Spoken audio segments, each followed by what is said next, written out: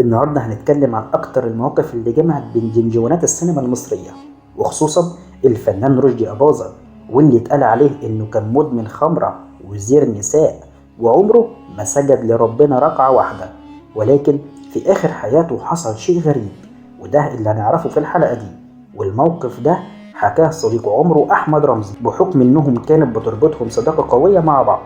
وعلى الناحية التانية بيحكي الفنان سمير صبري إن من ضمن المواقف الطريفة اللي جمعته بالفنان رشدي أباظة هو إنهم كانوا مشتركين مع بعض في فيلم حكايتي مع الزمان، وإن المفروض إن في نهاية الفيلم إن وردة اللي هي البطلة تختار إنها تعيش مع سمير صبري بدل من رشدي أباظة. ولكن لما رشدي أباظة عرف بالقصة دي اعترض على نهاية الفيلم، وقال بالحرف إن مفيش ست ترفض رشدي أباظة، وراح للمخرج مخصوص وقال له إنه لازم يتم تغيير النهاية. فقرر المخرج إنه فعلا يغير النهاية، وبدل ما وردة تختار سمير صبري اختارت رشدي أباظة علشان يتم خروج الفيلم بالطريقة اللي كلنا شفناه عليها. وكان دايما رشدي أباظة بيردد الكلمة دي: أنا مفيش ست تقول لي لأ، من صغره وهو معروف عنه إن علاقاته بالستات كتيرة، وده طبعا بحكم إنه من عيلة غنية ومعروفة جدا، بالإضافة إنه أصلا ابن زوات. والنهاردة بقى هنتكلم عن مواقف غريبة جمعت بين رشدي أباظة وأحمد رمزي وعمر الشريف مع بعض. بس قبل ما ابدا الفيديو ما تنساش تعمل لايك، ولو انت اول مره تشوفني في القناه ما تنساش تشترك في القناه عشان يوصلك كل جديد من فيديوهاتي. يلا بينا نبدا على بركه الله.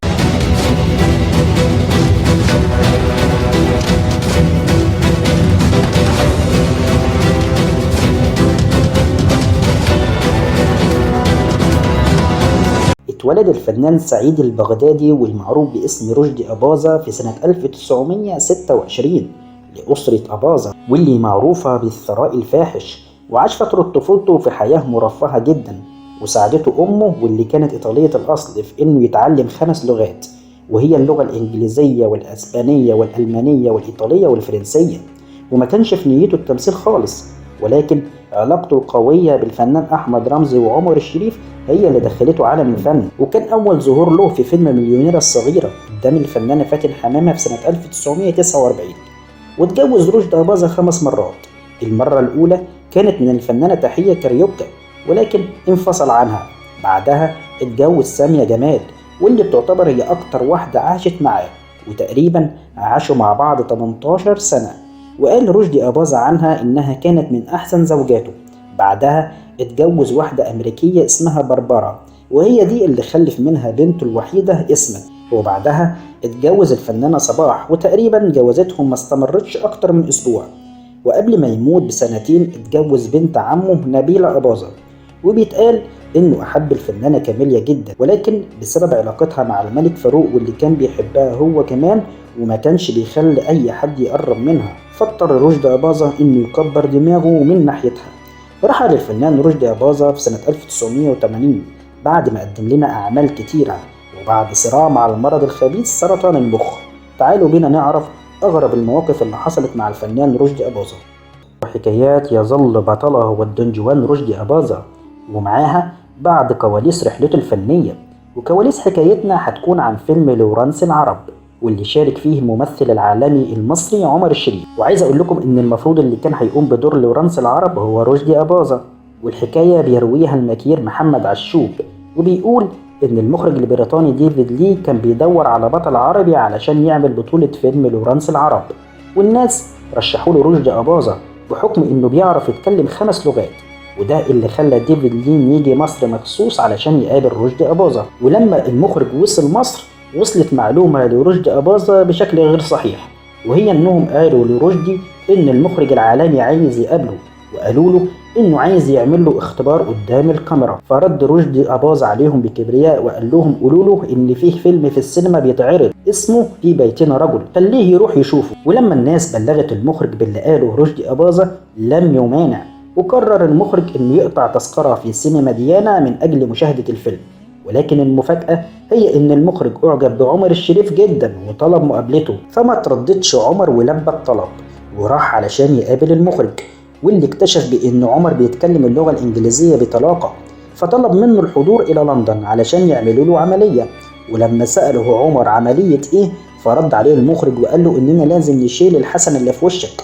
بالفعل وافق عمر الشريف على العرض، وتم التعاقد على الفيلم، لينطلق بعدها عمر الشريف إلى العالمية، وعلشان تضيع فرصة العمر على رشدي أباظة واللي كان دايما بيحلم بيها.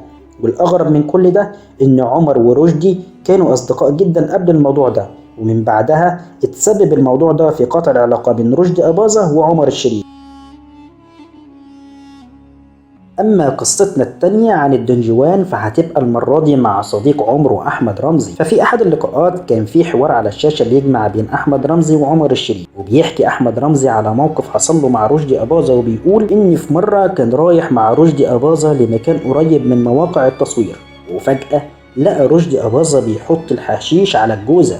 وبيكمل رمزي وبيقول: فحبيت إن أعمل زيه، بعدها حسيت بحالة أشبه بفقدان الوعي، وفي عز ما انا عامل دماغ تمام رجعنا لموقع التصوير، وجبت كرسي علشان اقعد في الهواء الطلق، وكتبت بقلم على الحيطة: انا مسطول. ولما جه مساعد المخرج يكلمني شاورت له على الحيطة علشان يقرا اللي مكتوب. في اللحظة دي دخل عليا رشدي أباظة وشافني وانا في الحالة دي. ساعتها رشدي وقع على الارض من الضحك، وما كانش متاثر خالص بالحشيش اللي شربه زي ما انا متاثر. وبيكمل احمد رمزي بيقول ان رشدي أباظة ما كانش يخش لوكيشن التصوير الا وهو شارب خمره، ولكن ذلك لا يقلل من قيمه وقامه رشدي أباظة. اما عن الموقف الثالث فكان برضه مع احمد رمزي، والمره دي لما كان رشدي أباظة في اخر حياته. فبيقول أحمد رمزي عن الليلة دي إنه كان عند رشدي بيزوره في البيت، وكان معاه بنته إسمت. وقال رمزي إن رشدي أباظة لم يصلي لله ركعة واحدة طول عمره، وإنه كان بيشرب الخمرة والحشيش والسجاير بشكل فظيع. ولكن في الليلة دي حصل شيء غريب، فرشدي طلب من رمزي وإسمت إنهم يساعدوه على إنه يقوم يتوضأ، وقال لهم إنه عايز يصلي ركعتين لله قبل ما يموت. وفعلا قام أحمد رمزي وساعد رشدي لحد ما اتوضأ، وقعدوه على سجادة الصلاة. وبعد ما صلى الركعتين قال لهم: ادعوا الله أن يتقبل مني، ولو ربنا كتب لي الشفاء فسوف أداوم على الصلاة.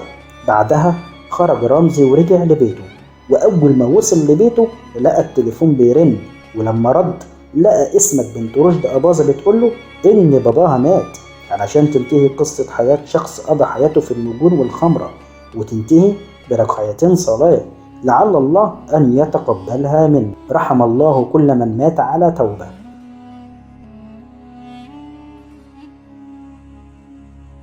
وإلى هنا نكون قد وصلنا لنهاية حلقتنا، واللي بتمنى يا رب أنها تكون عجبتكم، وأشوفكم على خير في حلقات جديدة، والسلام عليكم ورحمة الله وبركاته.